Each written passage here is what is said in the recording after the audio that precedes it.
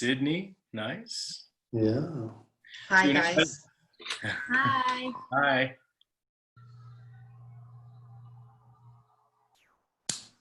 When everyone's early, it feels like we're running late, but it's only 3 minutes. Did you change your links, Eric? Is this Jeff's or yours or a new one? This Jeff's that he always Oh. uses. Okay. This is the same one. Okay. How you doing, Brianna?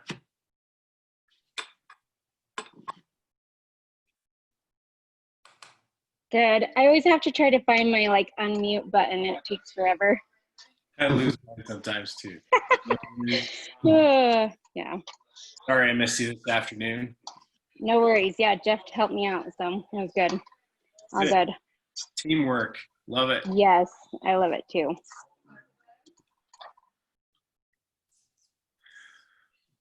Well, should we get started, Jeff, or wait one more minute? I think we're good. We just want to be respectful. It's a Tuesday night. It's a nighttime class. Everybody's got things to do.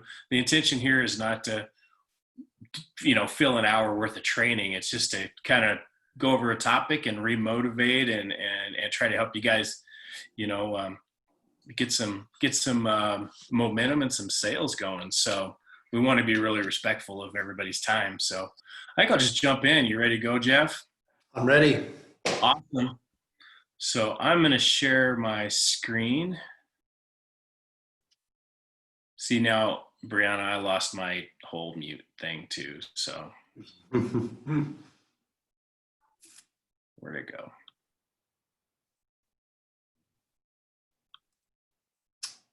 Should be open for you. Can you see? Oh, there it is. Can you see my screen? Yep. Perfect. Okay. So got some good news for next week. We've got our very own Sydney Marchant and the Marchant team doing a really exciting training. I'm super stoked for this. Do not miss it. It's on Instagram, Facebook, social media, and branding, and all things online. So I'm super excited. Sydney is going to help us out with that. And she does all the, excuse me, got a frog in my throat. Oh, excuse me, one sec. But Sydney does all the Instagram, Facebook, and updates everything for Jeff and Lynn. So she's going to help us out with that, and I'm definitely not the person to teach that class. And I want to be authentic. I'm excited to learn some new things and implement some things. We were having a discussion, Jeff and I, with a new agent looking to come on in Seattle, talking about just the generation of millennials that are coming on. And this is where the market's headed for both real estate agents as EXP agents, and also our buyers and our sellers are moving into that arena where more and more are looking to find their houses online. They do things on their own. So we really want to be experts in this area. And Jeff and I do a lot of SOI. It's the way we've always run our business, Jeff and Lynn too. But we all need to improve and stay up on this as well. Last week we kind of talked about if you don't have a predictable pattern for your business, you have an unpredictable business. So it's good to be able to generate on a regular basis instead of just waiting for those SOI calls to come in. So thank you, Sydney. I really appreciate that you're going to help us out with that. So tonight, I just kind of wanted to discuss this real quick. Last week we talked about the Shareholder Summit review, and I mentioned Nolly Williams, who is really awesome. He's one of my favorite trainers with EXPs down in Texas. And if you want to watch that training, it is on EXP's Shareholder Summit, and it was on Wednesday. But the things that he talked about were the 3 listing buckets that our listings come from, and it's SOI, niche, and farm. And I got to thinking about this last week, we're going to do a listing checklist training tonight. I decided we just kind of skip over that and go back to what's really, really important and the best source of all business, and that's your SOI. And the thing about SOI is, and I know you guys heard me say this before, the goal of anyone that you talk to, whether it's a prospect, a friend, or an acquaintance, or a referral, the whole goal is not to sell them a house or to get them to list with you. Your goal is to get them in your SOI bucket, because you don't know their situation. You don't know if you meet somebody and they are, ready to buy or sell a house right now, but they might be in a year or two. They might be in a week. We don't know. So our goal is to get them in the SOI bucket so we can sell them a house or get a referral at some point in the future. And so this spurred on and reminded me of a training that I actually attended about a year ago. So we're not going to talk about the Nolly Williams training. You guys can go watch that at any time. So we're not going to touch on that. So I'm going to go back and discuss a training that I saw that I really liked. And I'm going to show you how to get this training and everything. So you guys don't need to take extensive notes, because I'm going to give it to you all at the end. So you'll have all the resources. So just go ahead and watch. If you have questions, go ahead and ask. This is not my training. I am just taking pieces from it, but I'll give you access to everything. I just really enjoyed it, and it kind of fits in that SOI piece, because a big part of it is the SOI, but there's a lot more to it. So this is called the Real Estate Survival Plan. And the plan basically is a 90-day or less plan that says that you're going to get 3 new listings, 3 new buyers, and 3 pending transactions in the next 90 days or less. And when I watch this training, a lot of the students have a lot of success in just 30 days when they start implementing these. Now, not everything you can do in this plan, it says implement 100%. There's one thing you can't do, and I'll get to that in a minute, just because of the COVID thing right now. But this is it's interesting. This is a survival plan, and it's really for all agents, though. I mean, if you're experienced or you're a brand new agent, it's if you're struggling or you need a closing or you don't have any listings, you're recovering from any financial hardship or whatever, this is a great thing to just spur that business up. And it's not something that you do all the time, because it's a little bit intense. It's more like a sprint instead of a marathon. And sometimes you sprint in your business, you work really hard to get the ball rolling, and then other times you're just kind of pacing yourself a little bit, because if you sprint all the time, you can burn out in anything. And this is more of a sprint plan. So it's kind of temporary. You can do it 30, 60, 90 days. And, you're really kind of not trying to reinvent the wheel here. You're just trying to follow some basic principles that are proven to get business.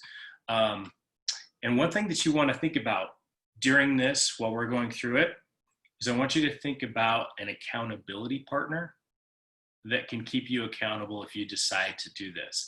What's great about this survival plan is if you don't do it, that's fine.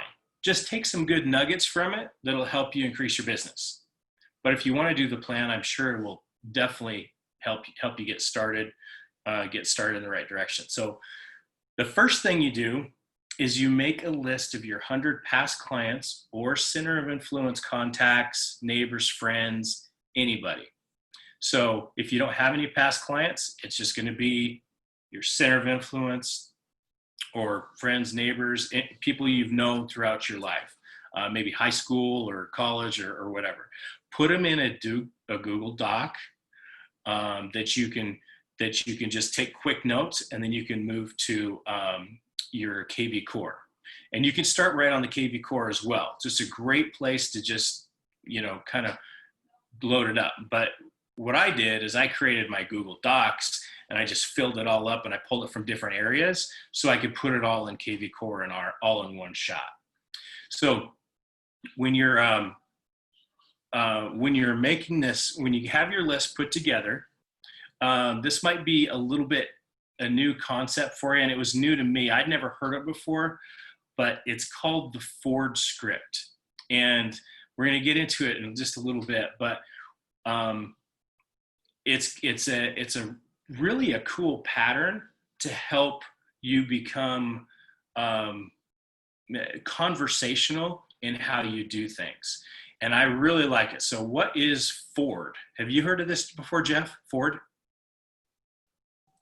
I have, yeah.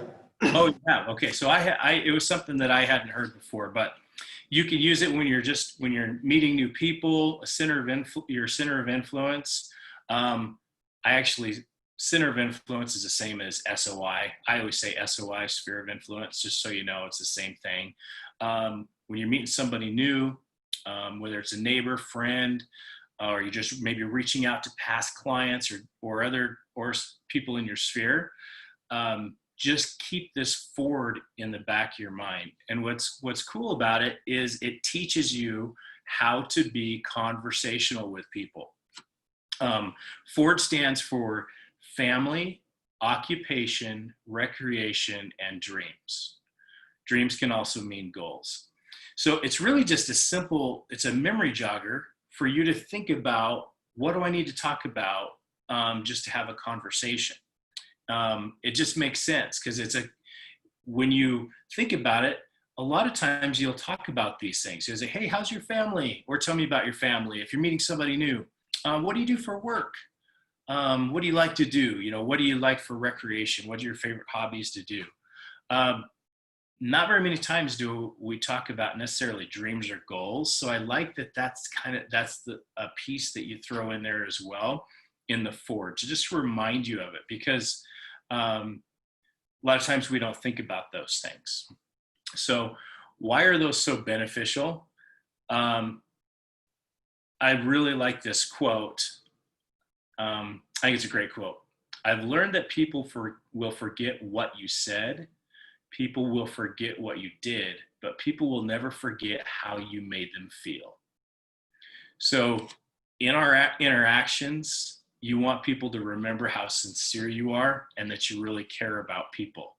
And what I think my biggest takeaway from listening to this training was be authentic. It's not about going through a system and a step system to make sure you hit on all the points so you get a referral or you get them in your SOI. It's about being authentic with people. And I got to tell you, is Lynn here with us? Because I don't think she's on the call. She's down in her office. Okay. Well, hopefully she doesn't hear me. Because I think Jeff is the best at this. And it's not because he tries to do it. It's just a natural thing. When you get to know Jeff a little bit, when he walks into a room and parents have a couple kids there, he almost ignores the parents. He goes right over and talks to the kids and says, hey, how you doing? And he gets down on their level, and he has a real way about him to have this conversation where you talk about family and occupation. What do you like to do? And it's a skill that you have, Jeff. And I've never actually asked you if you've worked on it, or it's just who you are. And it's just a natural thing, but you're really good at it. Maybe you can answer it, because I've never asked you that question. I actually haven't worked on it. So that doesn't surprise me, because some people just have a natural, ability to do that. But not all of us do. But what's really great is if you come from a mindset of sincerity, it really becomes quite easy. But this just helps you remember, what you want to talk to people about. And it's about making them care, because you actually do care. And Eric, on that note, don't think you have to go through all of these things in one conversation either. It's always nice to kind of start with family, because everybody likes to brag on their family, see how things are going. That's a little bit more personal, right? But usually you'll land on something that you have in common, that you can have a conversation with somebody or relate to them and make a connection with. But that doesn't mean, okay, we talked about that long enough, let's move on to recreation, let's move on to dreams, because typically you're not going to sit there for an hour and have a conversation with them. But right, Eric, you just kind of find something that can make you relatable. Yes. Yeah. Yeah, exactly right. And it's, I think when you're meeting somebody new for the first time, like I have a 8-year-old and a 12-year-old son. My 8-year-old is like, he will run across the street to meet somebody new. And my 12-year-old, he'd be like, you know what? I'm a little bit shy when you first meet me. And it's just personalities. So some of us just kind of are more outgoing and just kind of get after a conversation. Some of us have to work on it. I've always been more on I need to work on how to have those conversations. So it's really valuable to me. So using this pattern of the system kind of removes the ego aspect of it, because it makes the conversation about the other person. And you know how easy it is to talk about yourself when somebody asks you, hey, how are things going? What's going on in your life? And then have you ever been talking about yourself for 3, 4, 5 minutes, and then something happens where you have to go your separate ways, you have to hang up the phone, or you have to, one of you has to leave, and all of a sudden you realize, oh my gosh, I didn't even ask them anything about how they're doing, what's going on in their life. And to me, it's like, what is wrong with me? They asked me how I'm doing. I told them, right? But I didn't ask about them. And it's not because I didn't care. It's because we think about our own lives so much that sometimes we need to be spurred to ask those questions. So when you think about this forward pattern, it removes your ego from the situation, lets them talk about themselves. And questions always control, what you are. When you ask questions, it helps open people up, and so they can talk about themselves as well. It helps create conversations. And, probably one of my favorite things is like the O, which is like you're asking about, like the occupation, is whenever you ask somebody what you do for work, they always ask you what you do for work. Isn't that right? I mean, I think that's always the case. It's just kind of a natural thing. So what do you do for a living? And they tell you, they naturally are going to ask you what you do for a living. But if they already know you're a realtor or you're in real estate, they're going to ask you, so how's real estate going? What's new in the real estate world or whatever. And I really like this response I'm going to get to in just a minute on what's going on in real estate. But here's a few just examples of, family questions, like how are your kids? How are your pets? Have you always lived here? Did you move for somewhere else? How were your holidays? What's the best thing your family did this last year? Just icebreaker type questions. Occupation questions. How long have you been at your current job or your current place? Are you still working there? How do you like it? Is your company thinking about relocating, or did you relocate here? Just simple little questions. And these just kind of become natural. But here's the trick. Here's the ticket, is they are not yes or no questions. These are questions that allow people to open up and express themselves and start a conversation. And I can't emphasize enough, this isn't about, for me, about training how to get referrals and how to do the SOI, as it is more about training on how to have meaningful, deep conversations which lead to SOI, because you're showing how much you care about people, and it's because you do care. You sincerely do care, and sometimes it's hard to convey that. And I like how when you work on these things, you get better at them. Kind of like Anthony Robbins says, he says, I'm an athlete in his mind. because he works and he trains the muscles in his brain constantly, makes him strong. There's nothing wrong with working on your communication skills and showing people how much you care. And I think that's why Jeff and Lynn are so great at the SOI piece, is because people really feel their sincerity and they're good communicators. I mean, it's pretty simple, really. But it takes some time and effort and skill if it's not something that you're used to. So here's the response I was telling you about. When somebody says, so how's real estate going for you? Real estate is great. I've been very blessed to help so many people. In fact, I've set a goal of helping at least 3 more families to buy or sell real estate in the next month. Who do you know that could really use my help? That's a pretty forward question. Like, that's like, instead of saying, do you know anyone that could help? You say, who? Who do you know that needs my help? And we've all got to use our own personalities and how we, ask for referrals. But it's really a great response, because you got to think about the perception that other people have when they say, how is real estate? Well, real estate can have ups and downs, but it's always good for the last person that you helped buy or sell a house. And it's always good for the person you're about to help sell a house, right? So real estate's always great because you're always helping people. Even if you're super busy and you're going crazy, or you're slower and you're trying to find some new clients, real estate's always great because you're always helping somebody else. So I think that's a really good response, and you kind of got to make it your own. These are pretty basic. These are just some of the notes that I copied and I put in from the training, but basic questions, about recreation. Really important that you let them talk about themselves, because it's about creating that relationship. Dream questions. I really like this. So depending like on the new time of year, you can ask them, hey, what's your New Year's resolution? Because you find out what they're really passionate about and what they really want to accomplish and what's important to them. Because usually that New Year's resolution is like the number one thing they want more than anything. And it's actually achievable.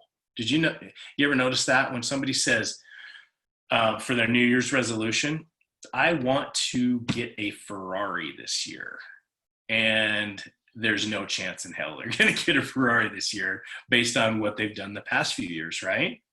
So it's a lot of that New Year's resolution is actually a pretty reasonable thing. Sometimes it can be, I really want to buy a house. I want to, chip away at my debt, or I want to, drop some weight. I want to get in better shape. I want to start eating better, or whatever that resolution is. You learn about what's important to them. And you can ask them about real estate. If I were to happen to find a great rental or a flip, move up property, would that be something that you'd be interested in? Is that part of your dreams or goals moving forward? What would you do if you didn't have to work every day?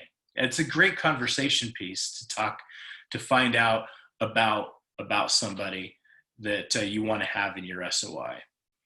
So that's kind of the 4 aspects: family, friends, occupation, recreation, dreams. 4. Kind of a cool little acronym to kind of help you think about what a conversation is. So any thoughts on that, Jeff? Did it make sense? Yeah, absolutely. Scroll back up to your occupation slide. You kind of brushed right past something I wanted to make a comment on. Where you wrote, it said to send a thank you card. Yes. Where did that go? Keep going.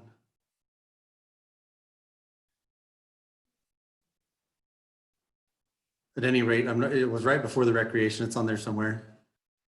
I think you're too far up. Go to the occupations. Scroll down more. But anyway, on send a thank you card, you were talking about referrals, right? If somebody, send a thank you card or gifts when people give you referrals. that you want to reward the behavior, not the result, because not all referrals turn into a transaction, right? You may not get that. They may not be moving. They may know somebody better than you, even though their friend is wanting to refer you, and that's a great thing to have them do. They still might have somebody in their life that they're really close with that's going to be their realtor no matter what you do. So sending a thank you card is super, super important. And we here at the office, we always try and keep some Starbucks cards, Amazon cards, like $10. You know, it doesn't have to be a lot of money because it's a thought that counts, but we always like to include a little gift in that thank you card and thank them for referring us people, because we enjoyed our experience working with them if they're past clients, and we certainly want to do more transactions with people like them, right? Make them feel good, give them a compliment when we send them that thank you card. But I also wanted to mention a habit that we started a little while ago is sending thank you cards to the realtors we do deals with. Not all of them, because not all deserve it, but when you have that transaction that you truly appreciate a professional on the other end, tell them, because nobody else is. Tell them that you really appreciated the transaction, how smooth it was, how hard they worked, how they represented their client great, whatever it might be, the communication, and that you hope you have an opportunity to do a transaction with them in the future. And you'll get some good responses from that. Not everybody will respond back to you, but if you cross their path again, believe me, they're going to remember that you sent them a thank you card for being professional, and it's going to make them feel real good. That's awesome. Yeah, I love that. I've never sent a thank you card to a realtor either. and there's, try it. yeah, that's a really good idea. I actually had a realtor 3 days ago tell me that I hope this isn't weird, but can I just tell you I love you in a text? and we had a really rocky transition last week between just move out and move ins, and it was nothing that anybody did wrong, but my seller literally, when he moved the fridge out, he undid the valve for the fridge line, and it sprung a leak behind the wall, so nobody knew it was leaking. And then the next day, the buyer moves in, and it's leaking and ruining the sheetrock in the basement. So it was just one of those weird things where, how would you even know that it happened? Because it was just 25 years old, and it just popped on the back side of the wall, and there was nothing anybody could do. And it ended. It's going to be a homeowner's claim. And everything's working out fine, but obviously the buyer was upset, didn't know what to do, and the agent and I just worked through it. Say, you know what? There's no one did anything wrong on either side. We all want the same thing. Let's just get this worked out and fixed. And we just worked through it over a day or two, and everybody's happy again. So that's kind of. I probably should send her a thank you card for working it out and helping out, because that's the goal, is to just, fix things that pop up sometimes. No, that's awesome. Getting a text message complimenting you on the job that you did is awesome, but the effect of getting a card in the mail. DL understands this. DL is really good at sending out things and complimenting people, or just letting them know that they're appreciated. It's just different. It's not common, right? It's really easy to say, hey, we're all funded and recorded. Great working with you. Hope we do a deal again in the future. And here's some accolade. It loses its meaning though if it's just part of another conversation. Like we're recorded now, and then you say, oh, by the way, it was great working with you.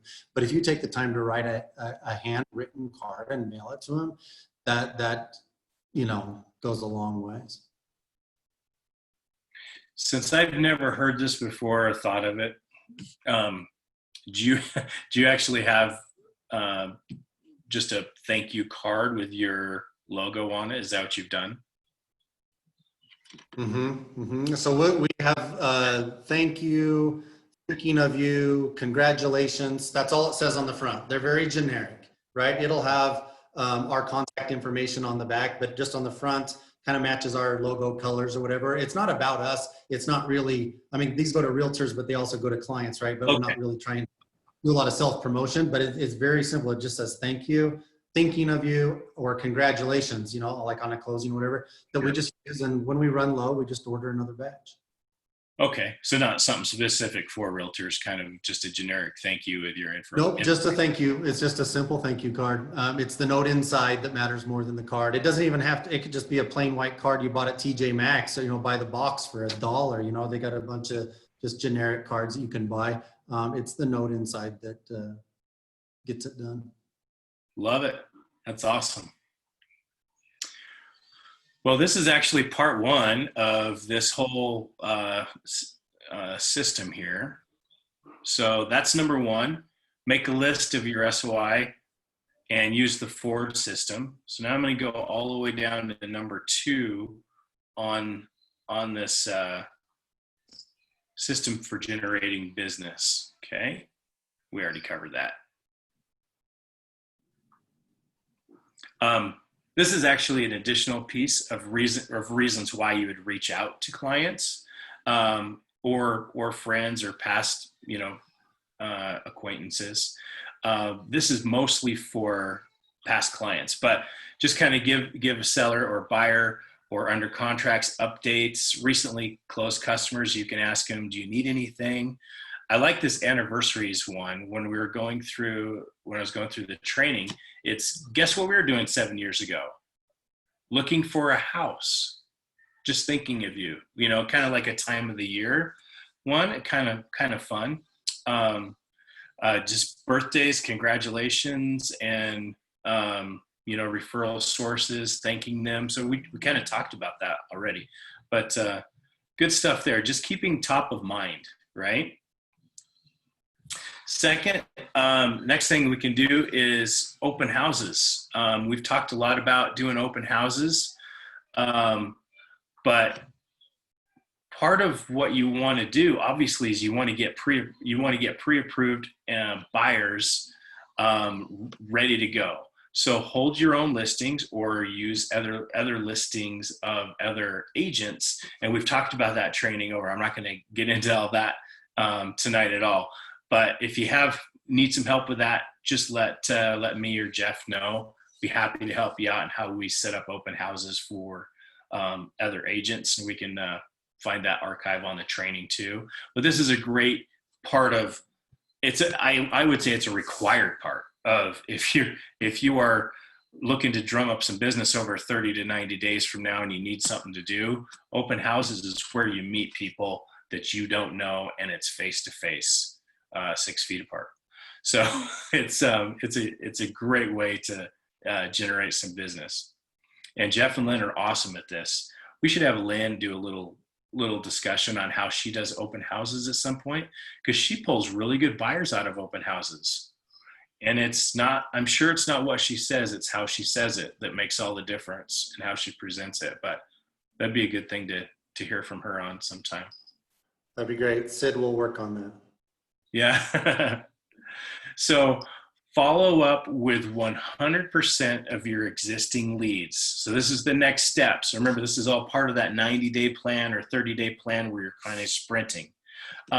This is interesting because when you look at it, it's like follow up on 100% of them. You're new, you're old, you're questionable. Doesn't matter what source, call them, ask them for an appointment if you're not already working with someone, and have the right motivation. So this is about internet leads, direct referrals, sign calls, anything that you have. You need to follow up on 100% of your existing leads. You never know what's going to come out of it. So if you're not busy and you need some business, go dig out those old leads and just touch base with them. And I've done this many times in the past, and it's amazing how well it works. And always think about other people's SOI that they know. So I've actually called old leads that weren't really like close friends of mine, just kind of a lead off a sign. And it was like 8 months later or 9 months later, I didn't keep in great contact with them. I call them up and they go, yeah, we actually bought a house. We found a house a few months ago. So what's your first reaction inside? Oh, why did I didn't do, why didn't I stay in better contact? Maybe I missed out on a possible opportunity. That can't be the reaction that you have. Your reaction has to be excitement and happiness because they bought a house. It's awesome for them. So, I mean, make an impact on being happy for them. If they're just a casual, prospect that you dropped the ball on, just be happy for them, because you never know. Because you can say, well, who else do you know that might be looking for a house? I'd love to help them out. I'm super happy for you getting your new house, but do you know anyone else that's looking right now? I'd love to, help them in that process. So always be excited for people when you talk to them about that. So call those old ones. This one is expired listings. And I've heard a lot more people doing this recently for a lot of reasons. Nolly Williams, actually, in that training I mentioned earlier, he talks about doing listings that are 1, 2, 3 years old because no other agents are calling them. But what is an expired listing? Is it different than a for sale by owner? Yeah, it sure is, because for sale by owner, they may never list. They may just say, I will never pay a realtor money ever. But an expired listing, they've already agreed to pay a commission to a realtor in hopes of letting a professional sell their home, and it didn't work out for some reason. Maybe the house wasn't ready. Maybe they didn't have a good stager. Maybe they didn't have good photographs. Maybe they didn't have a tour. Maybe they didn't do a good open house. Maybe it was overpriced. There's a lot of reasons why it might not have sold, that you might be able to get that house sold for them, and they still might want to move. They might have just gave up, because it can be frustrating to have people come through your house for 3 months and not get that process done. You're like, I'm just done with this. I'll think about it later. So it's a good opportunity to work that side of the business too. I like it better than for sale by owners personally. But I'm going to get you all the training on this too. This is an interesting one too. This is kind of cool for new agents. I know some agents that have done BPOs, or broker price opinions. And I don't know if everyone's familiar with what they are, but basically a bank will sometimes order a BPO, and realtors can actually do these. Sometimes it's for when a property's in distress after they start the foreclosure process. Sometimes it's a drive-by appraisal type of situation when somebody's doing a refinance. But it's basically a CMA from a realtor, and companies will pay realtors between, I think, $75 to $150 to basically fill out a BPO, which is an opinion. I've actually got a list of all the companies that do this too. So, I mean, it's really good practice to work on your CMA skills and make some extra money and understand, neighborhoods and pricing. So if anybody's interested in that, let me know. I can get you that list. It's not something you want to make a living at, that's for sure, because it's basically an hourly job, but it can help fill in some of those gaps, especially if you're learning different areas and pricing, and you want to get better at CMAs. It's a good thing to do. This is the one thing that is on the training that you actually can't do right now because of COVID. Agent Machine is a national company that will pay, basically they charge 25% referral fees, and they will send out leads to agents. So maybe take a note of this down the road. I actually talked to them a few weeks ago, and they don't know when they're going to open back up, but they're a good national company that sends out referrals. And they do a lot of advertising throughout the country. So you get paid a little bit less, but it is a free lead basically. And I know some agents that have had success with it too. This is on existing listings. You can use 1-800-HOME-HOTLINE.com, and it's really a listing service that allows your listings to get spread out over a larger network, and they do some different advertisements outside of the MLS. And the training that I went to says it works really well. It's not something that I've implemented, but you can make your own opinion on that. So check that out when you get a chance. Create a simple flyer asking other agents for referrals on overflow buyer leads, short sale leads, and other opportunities they're too busy to handle. This is really a good idea. So you're basically asking for referrals from other agents that are really busy. Now, it can be in your office or it could be in any brokerage, really. But if you put yourself out there and you're letting other agents know, hey, I will take care of your clients or any leads that you get. I will prospect on leads that you have. So if you have an overflow of leads that are just going to waste, let me know. I'll go to work for them. And it's good for the other agent, because if they're just a wasted lead, they won't get paid anything. But if they give a lead to you, they could get 25, 35% from that lead. A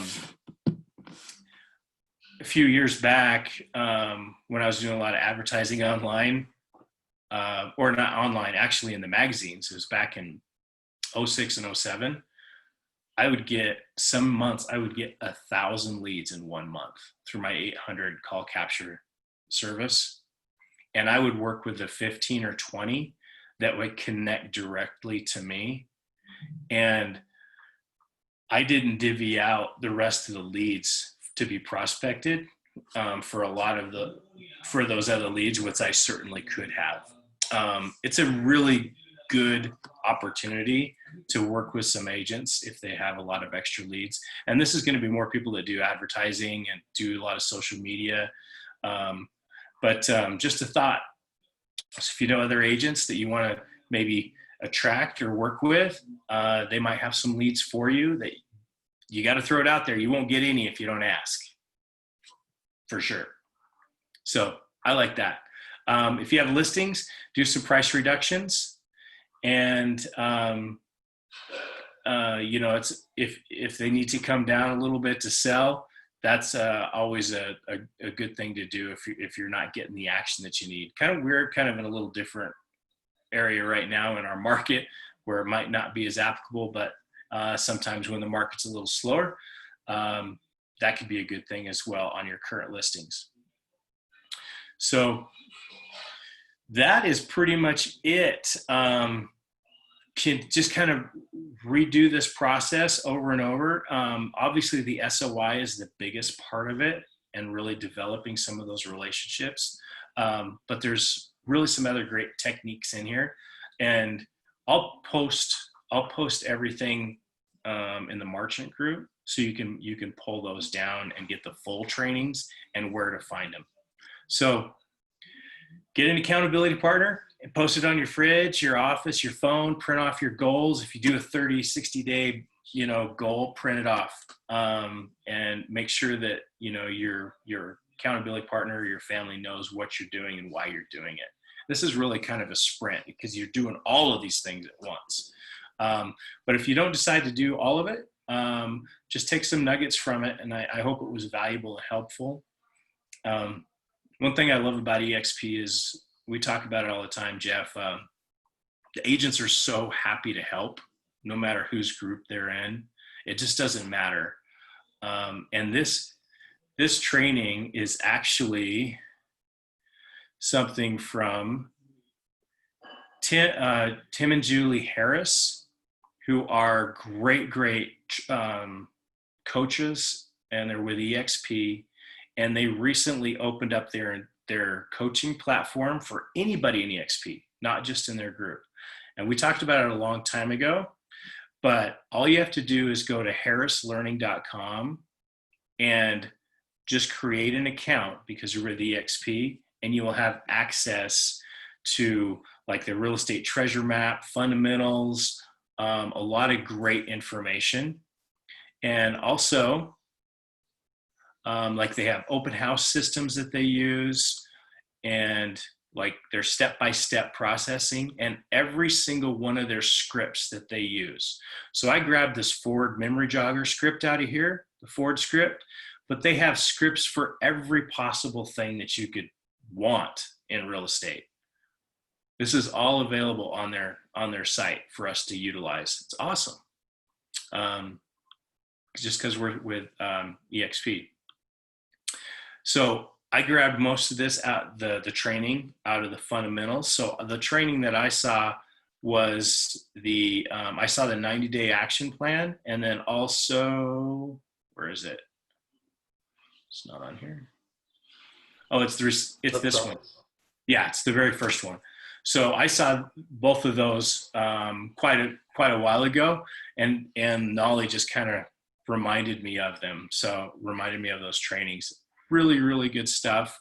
I'll post this information, but you guys utilize this awesome training that's on there because and they do podcasts all the time, update everybody on the market, and they post all over the workplace as well. So any thoughts or questions?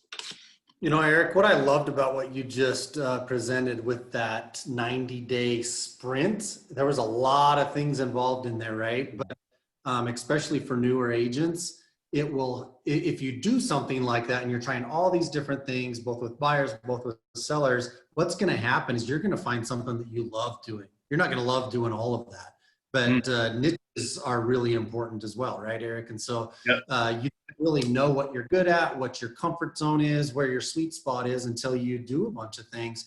And then you don't have to do those all the time. I like the sprint aspect because it might kickstart some business, but then maybe drill down on those one or two things that you really, really enjoy doing, whether it's open houses or whatever it might be. I thought that was kind of cool. Yeah, I love open houses because you meet everybody. Like I've always worked a lot with buyers, but guess what? A lot of buyers have to sell their house before they buy a house. So you do both sides of it.